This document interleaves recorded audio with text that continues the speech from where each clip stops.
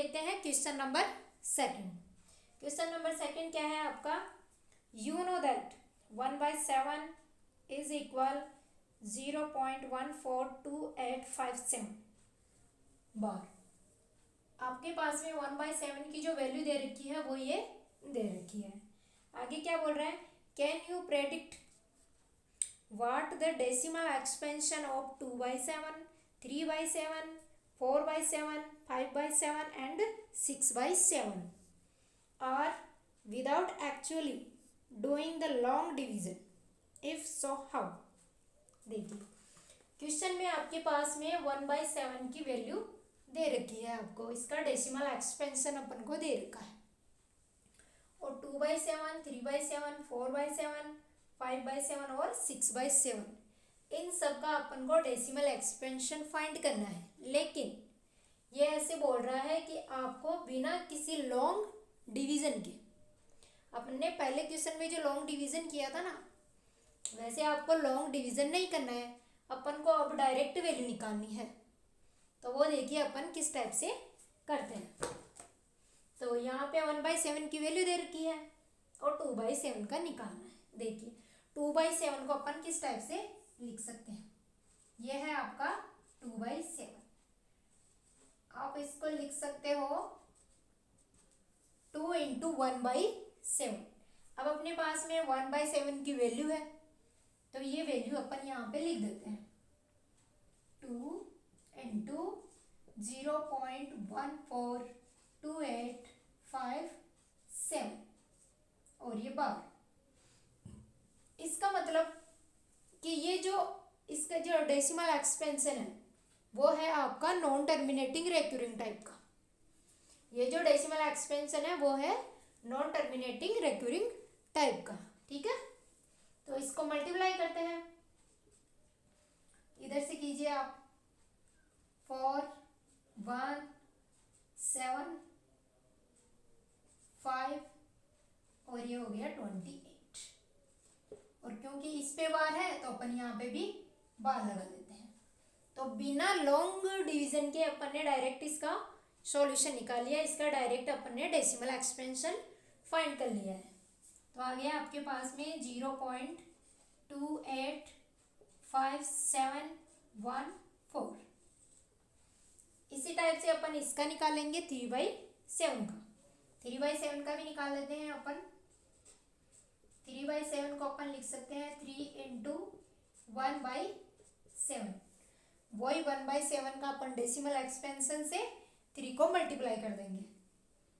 3 × 0.142857 अपन इसको मल्टीप्लाई करते हैं तो कीजिए 3 को 7 से किया तो 1, 5 से किया और पहले से 2 है अपने पास में तो 15, ये हो गया आपका 17, फिर से 1 बच गया, ये हो गया आपका 24, 1 आपके पास में आ गया 25।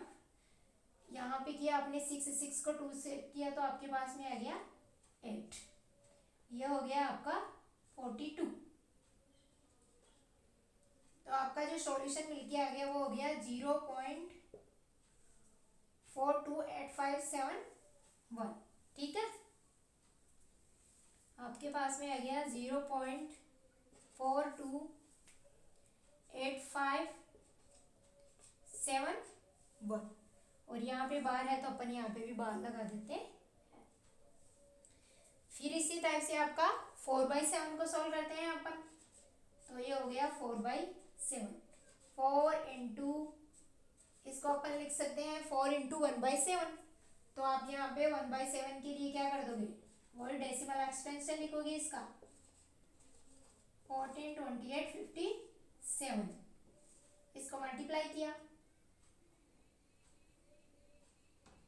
इसको जब एक बात और, आप यहाँ पे जो दे रखा है 1 से लेकर 7 तक इसने बार लगाया है तो अपन को भी यहाँ पे 1 से लेकर 7 तक बार लगाना है। इसका मतलब कि आपके ये जितने नंबर्स है 6 डिजिट दे रखे हैं आपको, तो ये 6 डिजिट सबके सब क्या हो रहे हैं, रिपीट हो रहे हैं, ठीक है ना। तो यहाँ पे भी अपन को बार लगाना है।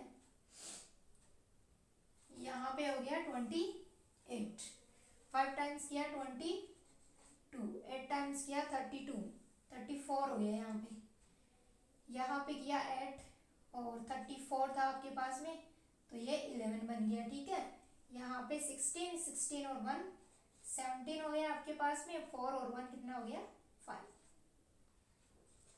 यहाँ पे भी अपन को रिपीट का साइन लगाना है, यानी कि अपन इस पे बार लगा देते हैं। ठीक है, तो मेरा आ गया क्वेश्चन 0.571428, ये मैंने। अब अपन चेक करते हैं 5/7 के लिए, तो अपन 5/7 के लिए चेक करते हैं।